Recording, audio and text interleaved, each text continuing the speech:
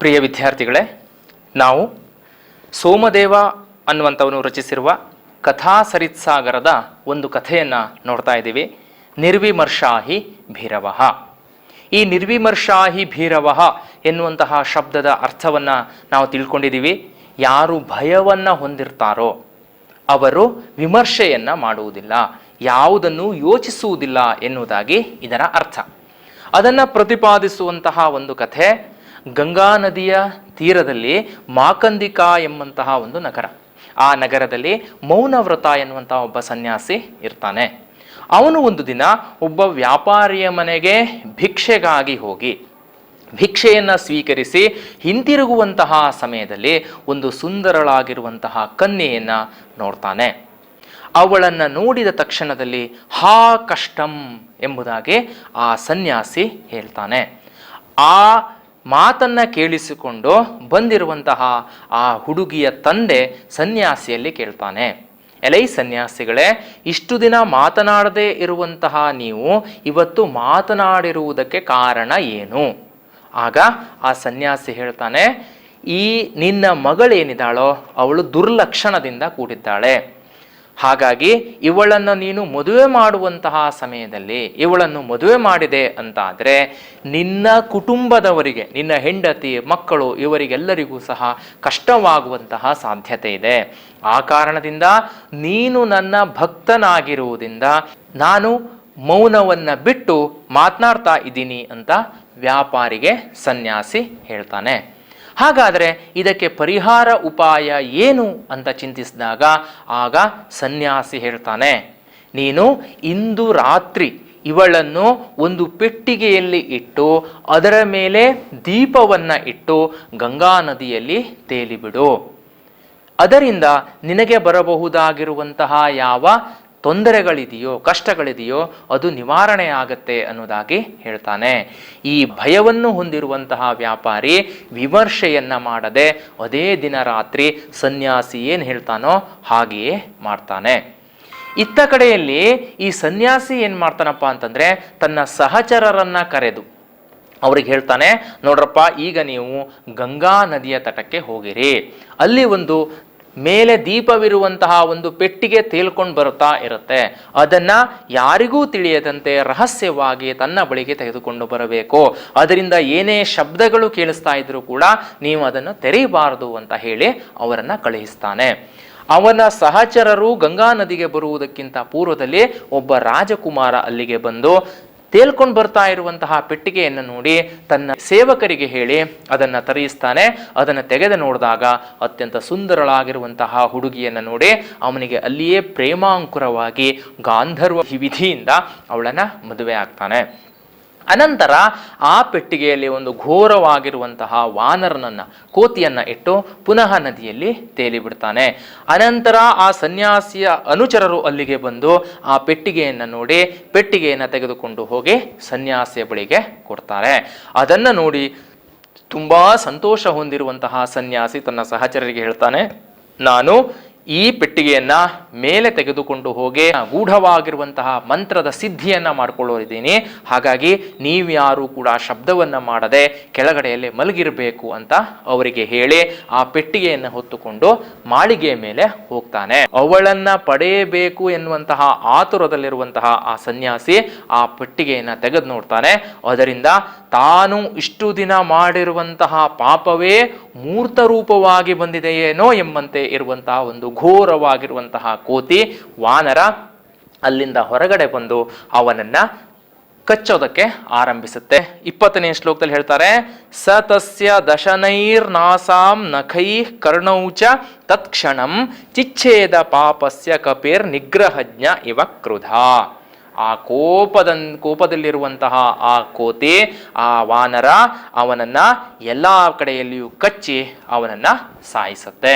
ಈಗ ಮುಂದಿನ ಶ್ಲೋಕವನ್ನು ನೋಡಿ, ಪ್ರಾತರ್ಬುದ್ಧ್ವಾ ಚ ತತ್ಸರ್ವಂ ಜಹಾಸ ಸಕಲೋ ಜನಃ ನನಂದಸ ವಣಿಕ್ಸಾಚ ತತ್ಸುತ ಪ್ರಾಪ್ತ ಸತ್ಪತಿ.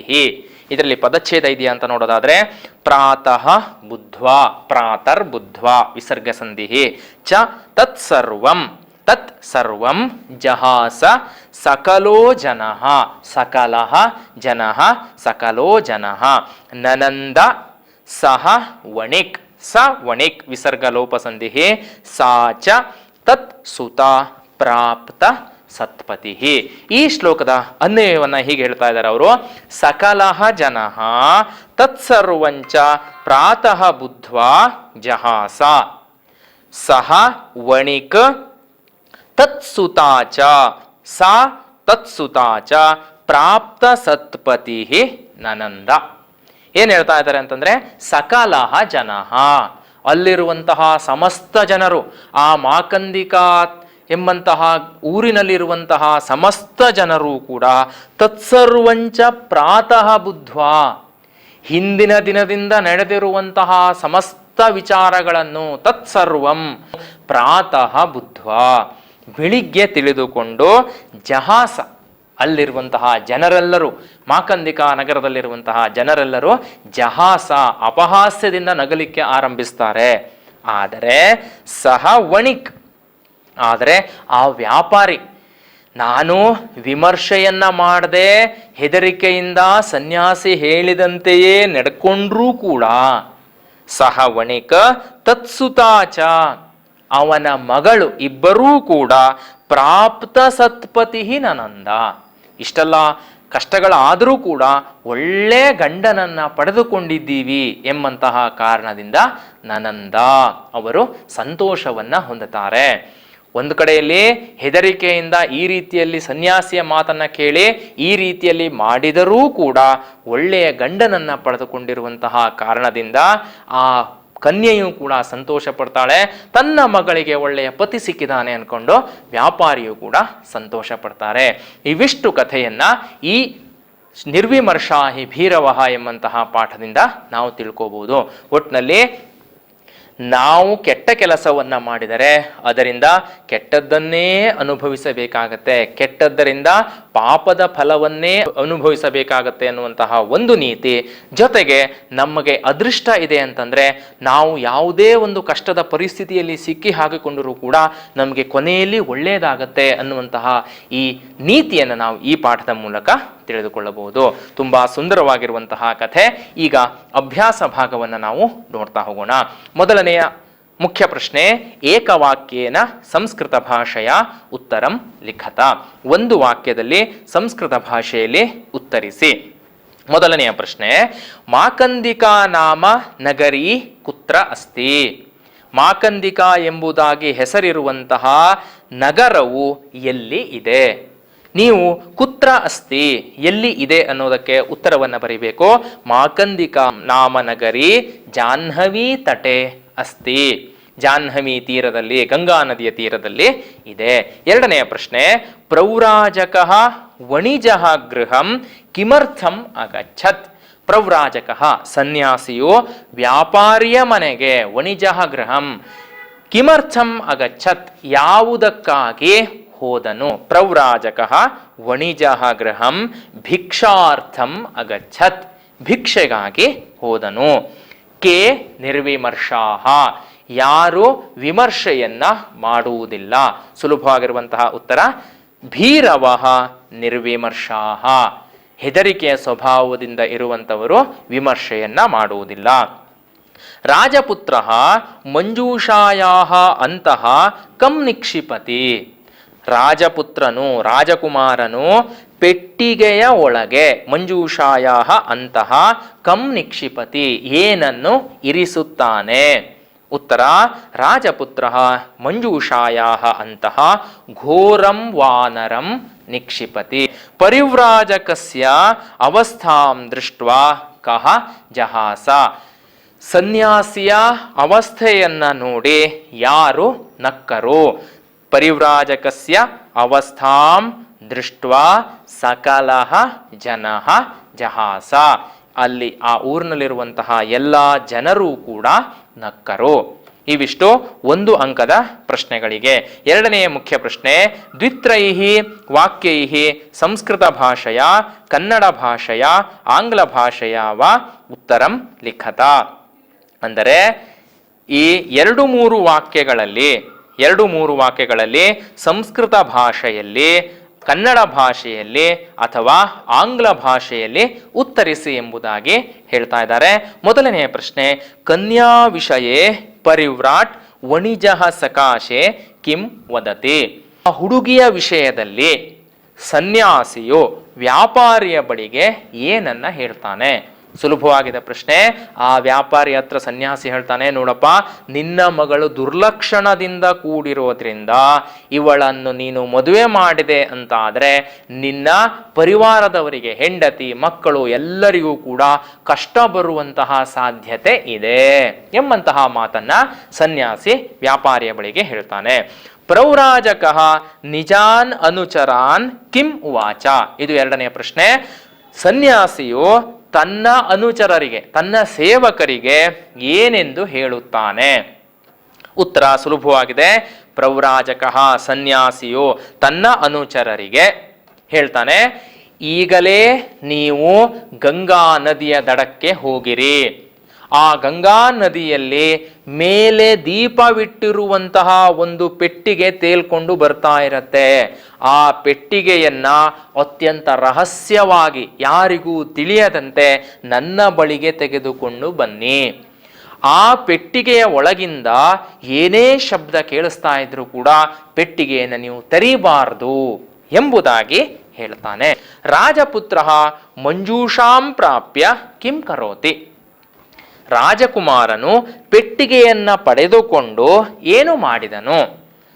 ಅವನೇನ್ ಮಾಡ್ತಾನೆ ಅಂತಂದ್ರೆ, ರಾಜಪುತ್ರ ಮಂಜೂಷಾಂ ಪ್ರಾಪ್ಯ, ಅದರಲ್ಲಿರುವಂತಹ ಸುಂದರವಾದ ಹುಡುಗಿಯನ್ನ ನೋಡಿ ತತ್ಕ್ಷಣವೇ ಅವಳನ್ನ ಗಾಂಧರ್ವ ವಿಧಿಯಿಂದ ವಿವಾಹವಾಗಿ ಅನಂತರ ಆ ಪೆಟ್ಟಿಗೆಯ ಒಳಗೆ ಘೋರವಾಗಿರುವಂತಹ ಒಂದು ವಾನರನನ್ನ ಇಟ್ಟು ಬಾಗಿಲನ್ನ ಮುಚ್ಚಿ ಮೇಲೆ ದೀಪವನ್ನಿಟ್ಟು ಪುನಃ ಗಂಗಾ ನದಿಯಲ್ಲಿ ತೇಲಿ ಬಿಡುತ್ತಾನೆ. ಇಷ್ಟನ್ನ ಬರೆದ್ರೆ ಸಾಕಾಗತ್ತೆ. ಇದು ದ್ವಿತ್ರೈಹಿ ವಾಕ್ಯೈಹಿ. ನೆಕ್ಸ್ಟ್ ಮೂರನೇ ಮುಖ್ಯ ಪ್ರಶ್ನೆ, ಮಂಜೂಷಾತಃ ಸೂಕ್ತಂ ಪದಂ ಚಿತ್ವಾ ರಿಕ್ತ ಸ್ಥಾನಂ ಪೂರಯತ. ನಿಮಗೆ ಹಿಂದಿನ ಪಾಠಗಳಲ್ಲಿಯೂ ಕೂಡ ಬಂದಿದೆ. ಕೆಳಗಡೆ ನಿಮಗೆ ಉತ್ತರವನ್ನ ಕೊಟ್ಟಿರ್ತಾರೆ. ಆ ಉತ್ತರದಲ್ಲಿ ಸರಿಯಾದ ಉತ್ತರವನ್ನ ನೀವಲ್ಲಿ ಹಾಕ್ಬೇಕಾಗತ್ತೆ. ಮೊದಲನೆಯ ಪ್ರಶ್ನೆ, ಉಪರಿ ನ್ಯಸ್ತದೀಪಾಯಾಮ್ ಡ್ಯಾಶ್ ಕ್ಷಿಪ್ಯತಾಂ ತ್ವಯ.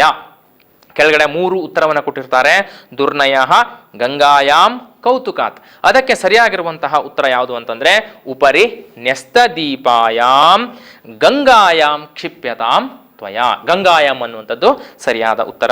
ಎರಡನೆಯ ಪ್ರಶ್ನೆ, ಭೃತ್ಯೈರಾನಾಯ ಸಹಸಾ ಡ್ಯಾಶ್ ಉದಘಾಟಯತ್. ಭೃತ್ಯೈರಾನಾಯ ಸಹಸಾ ಕೌತುಕಾತ್ ಉದಘಾಟಯತ್. ಕೌತುಕಾತ್ ಅನ್ನುವಂಥದ್ದು ಸರಿಯಾದ ಉತ್ತರ. ತಮಭ್ಯಧಾವತ್ ಸ್ವಕೃತೋ ಮೂರ್ತಿಮಾನಿವ ಡ್ಯಾಶ್. ತಮಭ್ಯಧಾವತ್ ಸ್ವಕೃತೋ ಮೂರ್ತಿಮಾನಿವ ದುರ್ನಯ. ದುರ್ನಯ ಅನ್ನುವಂಥದ್ದು ಸರಿಯಾದ ಉತ್ತರವಾಗಿದೆ. ಮುಂದಿನ ಪ್ರಶ್ನೆ, ಪಾಠನಾಮ ಉಲ್ಲಿಖ್ಯ ಅಧೋ ನಿರ್ದಿಷ್ಟ ಸಂಖ್ಯಾಕಾನಾಂ ಶ್ಲೋಕಾನಾಂ ಅನುವಾದಂ ಕನ್ನಡ ಆಂಗ್ಲ ಭಾಷೆಯ ವ ಕುರುತ. ನಿಮಗೆ ಈ ಪಾಠದಲ್ಲಿರುವಂತಹ ಕೆಲವೊಂದಿಷ್ಟು ಶ್ಲೋಕಗಳನ್ನು ಕೊಟ್ಟಿರ್ತಾರೆ.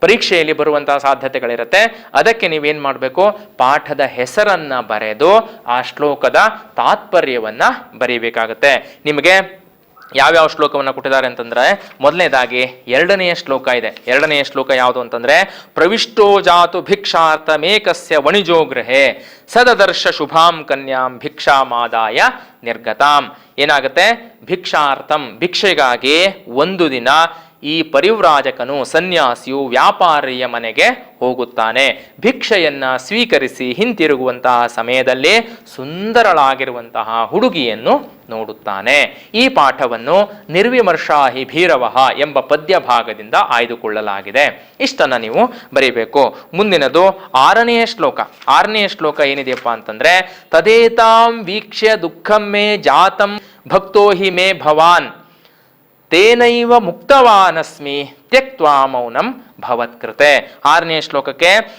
ಇದನ್ನ ನೋಡಿ, ಏತಾಂ ವೀಕ್ಷ್ಯ ಮೇ ತತ್ ದುಃಖಂ ಜಾತಂ, ನನಗೆ ದುಃಖ ಉಂಟಾಯಿತು, ನೀನು ನನ್ನ ಭಕ್ತನಾಗಿರುವೆ, ಆದ್ದರಿಂದ ನಿನಗೋಸ್ಕರ ಭವತ್ಕೃತೆ ಮೌನಂ ತ್ಯಕ್ತ್ವಾ ಏವಂ ಉಕ್ತವಾನ್, ನಾನು ಮಾತನ್ನ ಮುರಿದು, ನನ್ನ ಮೌನ ವ್ರತವನ್ನು ಮುರಿದು ಮಾತನಾಡುತ್ತಿದ್ದೀನಿ ಎನ್ನುವುದಾಗಿ ಈ ಶ್ಲೋಕದ ಅರ್ಥ.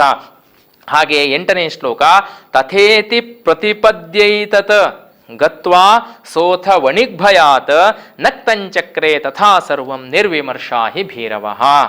8ನೇ ಶ್ಲೋಕದ ಅರ್ಥ ಏನಾಗುತ್ತೆ ಅಂತಂದ್ರೆ ತಥೇತಿ ಪ್ರತಿಪದ್ಯ, ಹಾಗೇ ಆಗಲಿ ಎಂಬುದಾಗಿ ಹೇಳಿ, ಗತ್ವಾ ಹೋಗಿ, ಅದೇ ದಿನ ರಾತ್ರಿ ಆ ವ್ಯಾಪಾರಿ ಏನ್ ಮಾಡ್ತಾನೆ, ಸನ್ಯಾಸಿ ಹೇಳಿರುವಂತೆಯೇ ರಾತ್ರಿಯೇ ಎಲ್ಲಾ ಕೆಲಸವನ್ನು ಕೂಡ ಮಾಡುತ್ತಾನೆ. ಏಕೆಂದರೆ ಹೆದರಿಕೆಯ ಸ್ವಭಾವದಲ್ಲಿರುವವರು ವಿಮರ್ಶೆಯನ್ನ ಮಾಡುವುದಿಲ್ಲ. ನಿರ್ವಿಮರ್ಶಾ ಹಿ ಭೀರವಃ. ಅನಂತರ 11ನೇ ಶ್ಲೋಕ ತಥೇತಿ ಚಾಗತಾ ಯಾವದ್ ಗಂಗಾಂ ನ ಪ್ರಾಪ್ನುವಂತಿ ತೇ ರಾಜಪುತ್ರಃ ಕಿಮಪ್ಯೇಕಸ್ತಾವತ್ ತಸ್ಯಾಮವಾತರತ್. ಏನಾಗ್ತಾ ಇದೆ 11ನೇ ಶ್ಲೋಕದಲ್ಲಿ, ಅವರು ಹಾಗೇ ಆಗಲಿ ಎಂಬುದಾಗಿ ಇನ್ನು ಗಂಗಾ ನದಿಯ ಸಮೀಪಕ್ಕೆ ಬರುವುದಕ್ಕಿಂತ ಪೂರ್ವದಲ್ಲಿಯೇ ಒಬ್ಬ ರಾಜಪುತ್ರನು ಆ ಗಂಗಾ ನದಿಯ ಬಳಿಗೆ ಬರುತ್ತಾನೆ. ಹಾಗೆ 14ನೇ ಶ್ಲೋಕದಲ್ಲಿ ಹೇಳ್ತಾರೆ, ಮಂಜೂಷಾಂ ತಾಂಚ ಗಂಗಾಯಾಂ ತಥೈವೂರ್ಧ್ವಸ್ತ ದೀಪಿಕಾಂ ಕೃತ್ವಾ ತತ್ಯಾಜ ನಿಕ್ಷಿಪ್ಯ ಘೋರಂ ವಾನರಮಂತಕೆ. ಈ 14ನೇ ಶ್ಲೋಕದಲ್ಲಿ ಹೇಳ್ತಾ ಇದ್ದಾರೆ, ಮೊದಲು ಹೇಗಿತ್ತೋ ಅದೇ ರೀತಿಯಲ್ಲಿ ತಥೈವ ಊರ್ಧ್ವಸ್ಥ ದೀಪಿಕಾಂ, ಮೇಲೆ ಉರಿಯುತ್ತಿರುವಂತಹ ಒಂದು ದೀಪವನ್ನ ಇಟ್ಟು, ತಾಂ ಮಂಜೂಷಾಂ ಕೃತ್ವ, ಆ ಪೆಟ್ಟಿಗೆಯನ್ನು ಮಾಡಿ, ಅಂತರೆ ಘೋರಂ ವಾನರಂ ನಿಕ್ಷಿಪ್ಯ, ಅದರ ಒಳಗಡೆಯಲ್ಲಿ ಘೋರವಾಗಿರುವಂತಹ ಭಯಂಕರವಾಗಿರುವಂತಹ ಒಂದು ವಾನರನನ್ನ ಇಟ್ಟು ಗಂಗಾಯಾಮ್ ತತ್ಯಾಜ, ಗಂಗಾ ನದಿಯಲ್ಲಿ ಬಿಟ್ಟನು. ಇದು 14ನೇ ಶ್ಲೋಕದ ಅರ್ಥ. ಹಾಗೆ 21ನೇ ಶ್ಲೋಕದ ಅರ್ಥವನ್ನ ಕೇಳಿದ್ದಾರೆ, ಪ್ರಾತರ್ ಬುದ್ಧ್ವಾ ಚ ತತ್ಸರ್ವಂ ಜಹಾಸ ಸಕಲೋ ಜನಃ ನನಂದ ಸವಣಿಕ್ಸಾ ಚ ತತ್ಸುತ ಪ್ರಾಪ್ತ ಸತ್ಪತಿ.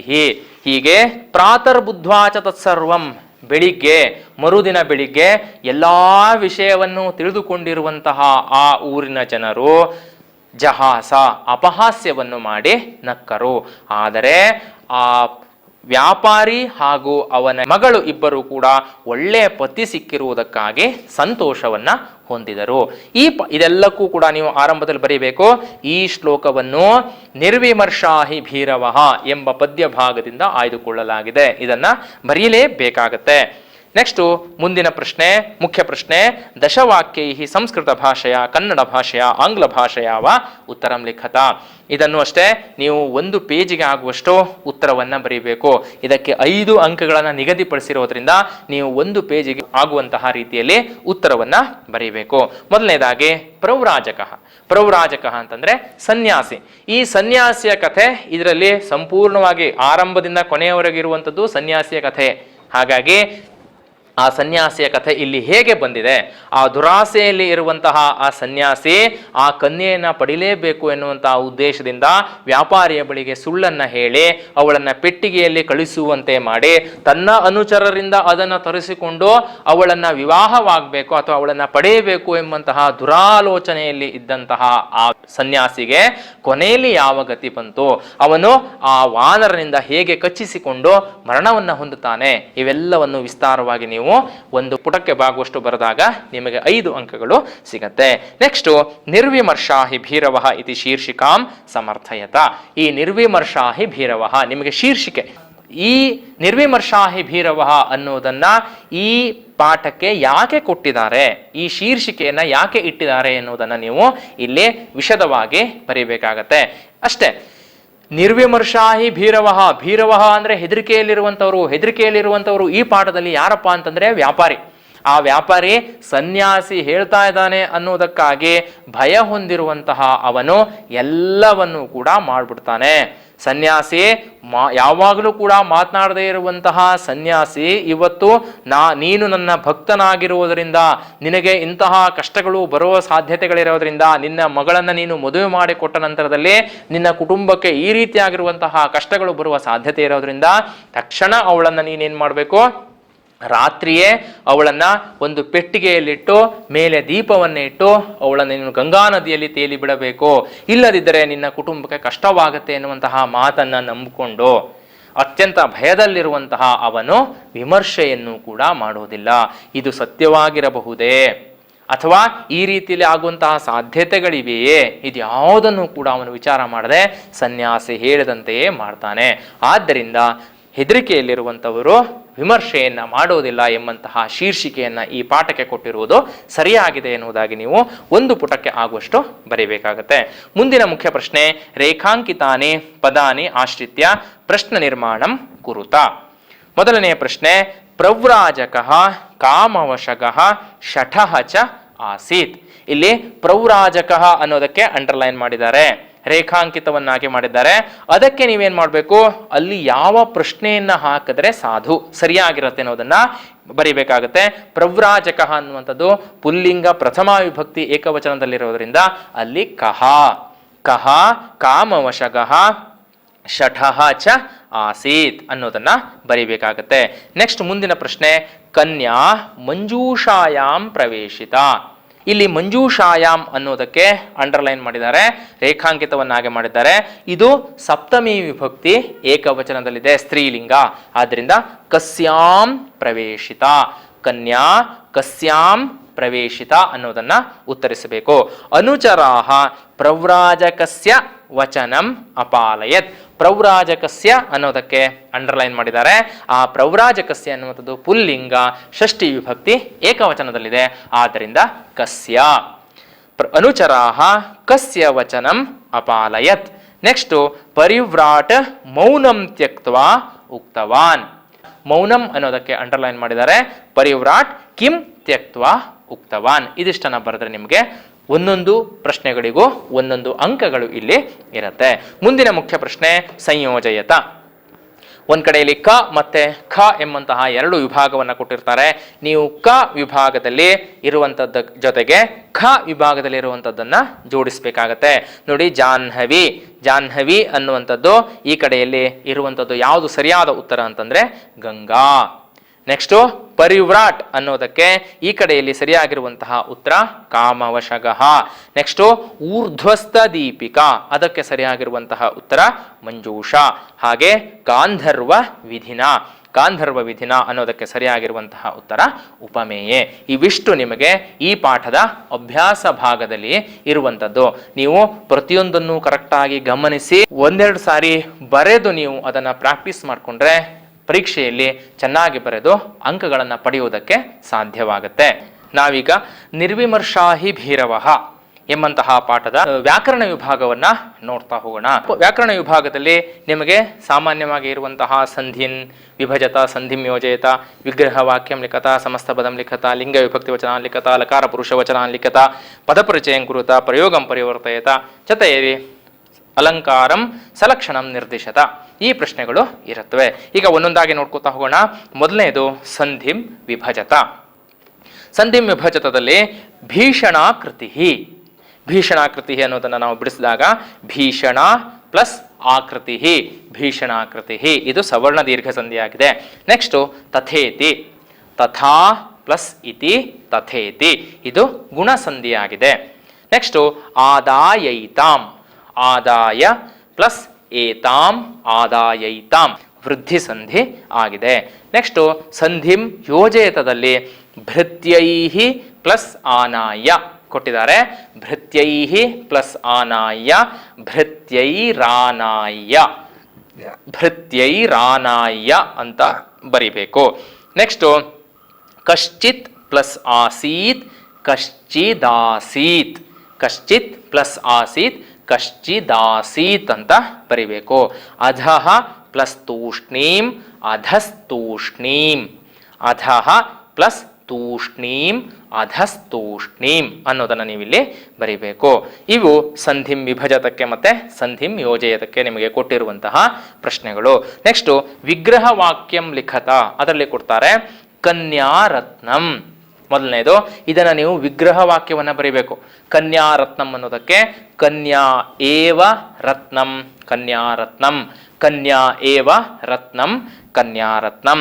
ನೆಕ್ಸ್ಟ್ ರಾಜಪುತ್ರ, ರಾಜಪುತ್ರ ಅನ್ನುವಂಥದ್ದು ರಾಜ್ಞಃ ಪುತ್ರ ರಾಜಪುತ್ರ, ರಾಜ್ಞಃ ಪುತ್ರ ರಾಜಪುತ್ರ. ನೆಕ್ಸ್ಟ್ ಜಾಹ್ನವೀ ತಟೆ, ಜಾಹ್ನವೀ ತಟೆ ಅಂತಂದ್ರೆ ಜಾಹ್ನವ್ಯಾಹ ತಟೆ, ಜಾಹ್ನವೀ ತಟೆ, ಜಾಹ್ನವ್ಯಾಹ ತಟೆ, ಜಾಹ್ನವೀ ತಟೆ. ನೆಕ್ಸ್ಟ್ ಸಮಸ್ತ ಪದಂ ಲಿಖತ, ಅನ್ನೋದನ್ನ, ಅದಕ್ಕೆ ನಿಮಗೆ ಪ್ರಶ್ನೆಯನ್ನ ಗಾಂಧರ್ವೇಣ ವಿಧಿನ, ಗಾಂಧರ್ವೇಣ ವಿಧಿನ, ಗಾಂಧರ್ವ ವಿಧಿನ, ಗಾಂಧರ್ವೇಣ ವಿಧಿನ, ಗಾಂಧರ್ವ ವಿಧಿನ. ನೆಕ್ಸ್ಟು ವಣಿಜಃ ಕನ್ಯಾ, ವಣಿಜಃ ಕನ್ಯಾ, ವಣಿಕ್ಕನ್ಯಾ, ವಣಿಕ್ಕನ್ಯಾ ಎಂಬುದಾಗಿ ರೂಪ ಆಗುತ್ತೆ. ಪ್ರಾಪ್ತ ಸತ್ಪತಿ ಯಯಾ ಸಾ, ಪ್ರಾಪ್ತ ಸತ್ಪತಿ ಯಯಾ ಸಾ, ಪ್ರಾಪ್ತ ಸತ್ಪತಿ, ಅದನ್ನು ಸೇರಿಸಿ ಬರೀಬೇಕು ನೀವು, ಪ್ರಾಪ್ತ ಸತ್ಪತಿ. ಇದು ಸಮಸ್ತ ಪದಕ್ಕೆ ಕೊಟ್ಟಿರುವಂತಹ ಪ್ರಶ್ನೆಗಳು. ನೆಕ್ಸ್ಟು ಲಿಂಗ ವಿಭಕ್ತಿ ವಚನಾನಿ ಲಿಖತ. ನೀವು ಇಲ್ಲಿ ಯಾವ ಲಿಂಗದಲ್ಲಿದೆ, ಯಾವ ವಿಭಕ್ತಿಯಲ್ಲಿದೆ, ಯಾವ ವಚನದಲ್ಲಿದೆ ಅನ್ನೋದನ್ನ ಬರಿಬೇಕು. ನಿಮಗೆ ಕೊಟ್ಟಿರುವಂತಹ ಉದಾಹರಣೆ ಫಸ್ಟು ನಗರಿ. ನಗರಿ ಅನ್ನುವಂಥದ್ದು ಸ್ತ್ರೀಲಿಂಗ ಪದ ಇದು. ಆದ್ದರಿಂದ ಇಲ್ಲಿ ನೀವು ಹೆಂಗ್ ಬರಿಬೇಕು ಅಂತಂದ್ರೆ ಸ್ತ್ರೀಲಿಂಗ. ನಗರಿ ಅನ್ನುವಂಥದ್ದು ಪ್ರಥಮಾ ವಿಭಕ್ತಿ, ಸ್ತ್ರೀಲಿಂಗ ಪ್ರಥಮಾ ವಿಭಕ್ತಿ ಏಕವಚನಂ, ಸ್ತ್ರೀಲಿಂಗ ಪ್ರಥಮಾ ವಿಭಕ್ತಿ ಏಕವಚನಂ. ಎರಡನೆಯ ಉದಾಹರಣೆ ಕೌತುಕಾತ್. ಕೌತುಕಾತ್ ಅನ್ನುವಂಥದ್ದು, ಈ ಕೌತುಕ ಶಬ್ದ ನಪುಂಸಕಲಿಂಗ ಶಬ್ದ. ಆದ್ದರಿಂದ ಕೌತುಕಾತ್ ಅನ್ನುವಂಥದ್ದು ನಪುಂಸಕಲಿಂಗ, ಪಂಚಮೀ ವಿಭಕ್ತಿ ಏಕವಚನಂ. ಕೌತುಕಾತ್ ಅನ್ನುವಂಥದ್ದು ನಪುಂಸಕಲಿಂಗ, ಪಂಚಮೀ ವಿಭಕ್ತಿ ಏಕವಚನಂ. ನೆಕ್ಸ್ಟು ಲಕಾರ ಪುರುಷ ವಚನಾನಿ ಲಿಖತ. ಯಾವ ಲಕಾರದಲ್ಲಿದೆ, ಯಾವ ಪುರುಷದಲ್ಲಿದೆ, ಯಾವ ವಚನದಲ್ಲಿದೆ ಅನ್ನೋದನ್ನ ಬರೀಬೇಕು. ಮೊದಲನೆಯ ಉದಾಹರಣೆ ಭವೇತ್. ಭವೇತ್ ಅನ್ನುವಂಥದ್ದು ವಿಧಿರ್ಲಿಂಗ್ ಲಕಾರದಲ್ಲಿದೆ. ಭವೇತ್ ಭವೇತಾಂ ಭವೇಯುಹು, ಭವೇಹೆ ಭವೇತಂ ಭವೇತ. ಇದರಿಂದ ಭವೇತ್ ಅನ್ನುವಂಥದ್ದು ವಿಧಿರ್ಲಿಂಗ್ ಲಕಾರ ಪ್ರಥಮ ಪುರುಷ ಏಕವಚನಂ. ಇದು ವಿಧಿರ್ಲಿಂಗ್ ಲಕಾರ ಪ್ರಥಮ ಪುರುಷ ಏಕವಚನಂ. ನೆಕ್ಸ್ಟು ದದರ್ಶ. ದದರ್ಶ ಅನ್ನುವಂಥದ್ದು ಲಿಟ್ಲಕಾರ. ಲಿಟ್ಲಕಾರ ಪ್ರಥಮ ಪುರುಷ ಏಕವಚನಂ. ಲಿಟ್ಲಕಾರ ಪ್ರಥಮ ಪುರುಷ ಏಕವಚನಂ. ನೆಕ್ಸ್ಟು ಪದಪರಿಚಯಂ ಕುರಿತ ನೋಡಿ. ಮೊದಲನೇದು ದೃಷ್ಟ್ವಾ. ದೃಷ್ಟ್ವಾ ಅನ್ನುವಂಥದ್ದು ಇಲ್ಲಿ ಕ್ತ್ವಾ ಪ್ರತ್ಯಯ ಬಂದು ಈ ರೂಪ ಆಗಿದೆ, ಕ್ತ್ವಾಂತಾವ್ಯಯಂ. ದೃಷ್ಟ್ವಾ ಅನ್ನುವಲ್ಲಿ ಕ್ತ್ವಾಂತಾವ್ಯಯಂ, ಕ್ತ್ವಾ ಪ್ರತ್ಯಯ. ನೆಕ್ಸ್ಟು ವಿಜ್ಞಾಯ. ವಿಜ್ಞಾಯ ಅನ್ನುವಂಥದ್ದು ಕೂಡ ಇದು ಅವ್ಯಯ ಆಗಿ ಬದಲಾವಣೆಯಾಗಿದೆ. ಲ್ಯಪ್ ಎನ್ನುವಂತಹ ಪ್ರತ್ಯಯ ಬಂದು ಲ್ಯಬಂತಾವ್ಯಯ ರೂಪವಾಗಿದೆ. ವಿಜ್ಞಾಯ ಅನ್ನುವಂಥದ್ದು ಲ್ಯಬಂತಾವ್ಯಯಂ. ನೆಕ್ಸ್ಟು ಪ್ರವಿಷ್ಟ. ಪ್ರವಿಷ್ಟ ಅನ್ನುವಂಥದ್ದು ಕ್ತ ಪ್ರತ್ಯಯ. ಪ್ರವಿಷ್ಟ ಅನ್ನುವಂಥದ್ದು ಕ್ತ ಪ್ರತ್ಯಯ. ನೆಕ್ಸ್ಟು ಪ್ರಯೋಗಂ ಪರಿವರ್ತಯತ. ಪ್ರಯೋಗಂ ಪರಿವರ್ತದಲ್ಲಿ ಉದಾಹರಣೆ ಮಂಜೂಷಾ ಕ್ಷಿಪ್ಯತಾಂ ತ್ವಯಾ. ಇದೊಂದು ಕರ್ಮಣಿ ಪ್ರಯೋಗಕ್ಕೆ ಇರುವಂತಹ ಉದಾಹರಣೆಯಾಗಿದೆ. ನೋಡಿ, ಇಲ್ಲಿ ತ್ವಯಾ ಅನ್ನುವಂಥದ್ದು ತೃತೀಯ ವಿಭಕ್ತಿಯಲ್ಲಿದೆ. ಮಂಜೂಷಾ ಕ್ಷಿಪ್ಯತಾಂ, ಮಂಜೂಷಾ ಅನ್ನುವಂಥದ್ದು ಪ್ರಥಮ ವಿಭಕ್ತಿ ಏಕವಚನದಲ್ಲಿದೆ. ಕ್ಷಿಪ್ಯತಾಂ ಎನ್ನುವಂಥದ್ದು ಒಂದು ಆತ್ಮನೇಪದಿಯ ರೂಪವಾಗಿದೆ. ಇಲ್ಲಿ ನೋಡಿ, ಅದನ್ನು ನೀವು ಕರ್ತರಿ ಪ್ರಯೋಗಕ್ಕೆ ಅದನ್ನು ಬದಲಾಯಿಸಿದಾಗ ರೂಪ ಏನಾಗುತ್ತೆ ಅಂತಂದರೆ ತ್ವಂ ಮಂಜೂಷಾಂ ಕ್ಷಿಪ, ತ್ವಂ ಮಂಜೂಷಾಂ ಕ್ಷಿಪ ಅನ್ನೋದಾಗಿ ಕರ್ತರಿ ಪ್ರಯೋಗದಲ್ಲಿ ರೂಪ ಆಗತ್ತೆ. ನೆಕ್ಸ್ಟು ಸಲಕ್ಷಣಂ ಅಲಂಕಾರಂ ನಿರ್ದಿಶತ. ನೀವು ಲಕ್ಷಣವನ್ನ ಹೇಳಿ ಇಲ್ಲಿ ಯಾವ ಅಲಂಕಾರ ಇದೆ ಅನ್ನೋದನ್ನ ತಿಳಿಸ್ಕೊಡ್ಬೇಕಾಗತ್ತೆ. ಮೊದಲನೆಯ ಉದಾಹರಣೆಯನ್ನು ಕೊಟ್ಟಿದ್ದಾರೆ ಅವರು. ತಮಭ್ಯಧಾವತ್ ಸ್ವಕೃತೋ ಮೂರ್ತಿಮಾನಿವ ದುರ್ನಯಃ. ತಮಭ್ಯಧಾವತ್ ಸ್ವಕೃತೋ ಮೂರ್ತಿಮಾನಿವ ದುರ್ನಯಃ. ಇಲ್ಲಿ ಇರುವಂಥದ್ದು ಉತ್ಪ್ರೇಕ್ಷಾಲಂಕಾರ. ಇಲ್ಲಿ ಉತ್ಪ್ರೇಕ್ಷಾಲಂಕಾರ. ಈ ಉತ್ಪ್ರೇಕ್ಷಾಲಂಕಾರದ ಲಕ್ಷಣ ಏನಪ್ಪಾ ಅಂತಂದ್ರೆ ಸಂಭಾವನಾ ಸ್ಯಾದ್ ಉತ್ಪ್ರೇಕ್ಷ. ಸಂಭಾವನಾ ಸ್ಯಾದ್ ಉತ್ಪ್ರೇಕ್ಷ ಎಂಬುದಾಗಿ ಉತ್ಪ್ರೇಕ್ಷಾಲಂಕಾರದ ಲಕ್ಷಣವಾಗಿದೆ. ನೀವು ಅದನ್ನ ಬರೀಬೇಕು. ಆನಂತರ ಮುಂದಿನ ಉದಾಹರಣೆ ಚಿಚ್ಛೇದ ಪಾಪಸ್ಯ ಕಪಿಹಿ ನಿಗ್ರಹಜ್ಞ ಇವ ಕ್ರುಧ. ಚಿಚ್ಛೇದ ಪಾಪಸ್ಯ ಕಪಿಹಿ ನಿಗ್ರಹಜ್ಞ ಇವ ಕ್ರುಧ. ಈ ವಾಕ್ಯದಲ್ಲಿ ಉಪಮಾಲಂಕಾರ ಇದೆ. ಆದ್ದರಿಂದ ಉಪಮಾಲಂಕಾರ ಈ ಉಪಮಾಲಂಕಾರದ ಲಕ್ಷಣ ಏನಪ್ಪಾ ಅಂತಂದ್ರೆ ಉಪಮಾ ಯತ್ರ ಸಾದೃಶ್ಯ ಲಕ್ಷ್ಮೀರುಲ್ಲಸತಿ ದ್ವಯೋಹೋ. ಉಪಮಾ ಯತ್ರ ಸಾದೃಶ್ಯ ಲಕ್ಷ್ಮೀರುಲ್ಲಸತಿ ದ್ವಯೋಹೋ ಅನ್ನೋದಾಗಿ ನೀವು ಲಕ್ಷಣವನ್ನ ಬರಿಬೇಕು. ಇವಿಷ್ಟು ಏನಾಗಿದೆ ಅಂತಂದ್ರೆ ನಿಮಗೆ ಅಭ್ಯಾಸ ಭಾಗದಲ್ಲಿ ವ್ಯಾಕರಣಕ್ಕೆ ಸಂಬಂಧಿಸಿರುವಂತಹ ಪ್ರಶ್ನೆಗಳಾಗಿರುತ್ತೆ. ಧನ್ಯವಾದ.